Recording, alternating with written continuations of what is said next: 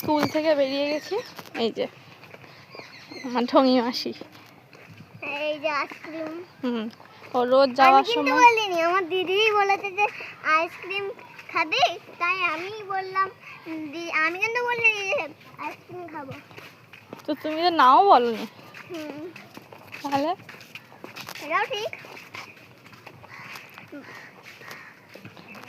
ও রোজ যাওয়ার সময় স্কুলে তো টিফিন দিতেই হয়, আর সময় রোজই খাবার ওনার দরকার, তাহলে ও রাস্তায় ওখানে দাঁড়িয়ে কাঁদবে।